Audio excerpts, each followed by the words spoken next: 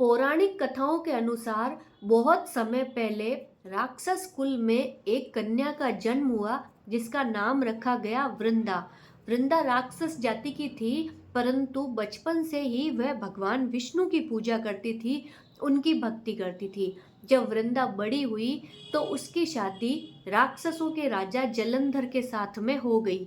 वृंदा बहुत ही पतिव्रता स्त्री थी। वह अपने पति की सेवा करती और भगवान विष्णु की पूजा करती।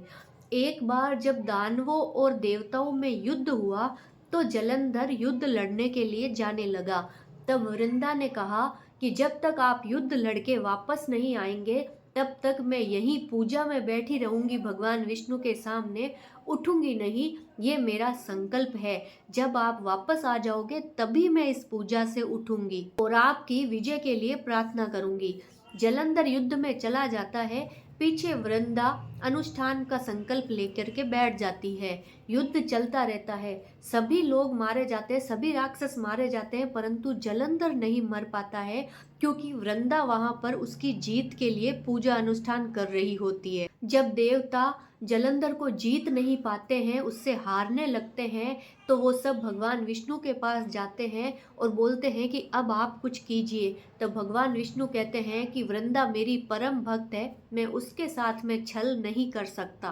परंतु जब सभी देवता भगवान विष्णु से प्रार्थना करने लगते हैं कि भगवान दूसरा कोई उपाय नहीं है, आपको हमारी मदद करनी ही पड़ेगी, तब भगवान विष्णु तैयार होते हैं और वे जलंधर का रूप धारण करते हैं और जलंधर के महल में वहां पहुंचते हैं जहां पर वृंदा पूजा कर रही होती है। वृंदा जैसे ही अपने पति को देखती है वे उठ खड़ी होती है और जाकर के अपने पति को प्रणाम करती है।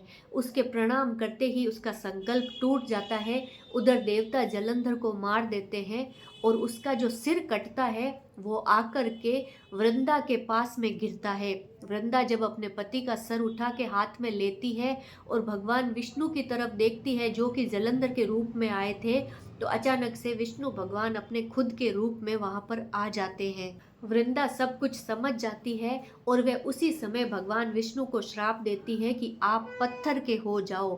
भगवान विष्णु उसी वक्त पत्थर के बन जाते हैं। तब सभी देवता गण और महालक्ष्मी हाहाकार करते हुए वृंदा के पास में आते हैं और उससे प्रार्थना करने लगते हैं कि भगवान विष्णु को दिया हुआ श्राप वापस ले लो, तुम उनकी भक्त हो। आखिरकार वृंदा अपना श्राप वापस ले लेती है और अपने पति का सर अपनी गोद में लेके सती हो जाती है। वृंदा के सती होने के बाद में जब उसकी राख हो जाती है तो राख से एक पौधा बाहर निकलता है जिसे भगवान विष्णु तुलसी का नाम देते हैं।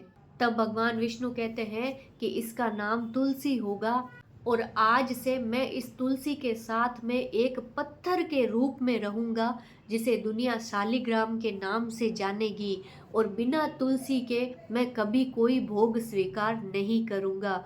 उस दिन के बाद से भगवान विष्णु को जो भी भोग लगाया जाता है उसमें तुलसी का पत्ता जरूर रखा जाता है और साथ ही साथ हर देवउठनी एकादशी के दिन तुलसी जी के साथ में शालिग्राम जी का विवाह किया जाता है। साथ ही जहाँ पर भी तुलसी माता को लगाया जाता है उनके पास में शालिग्राम जी की मूर्ति भी एक पत्थर के रूप में रखी जाती है।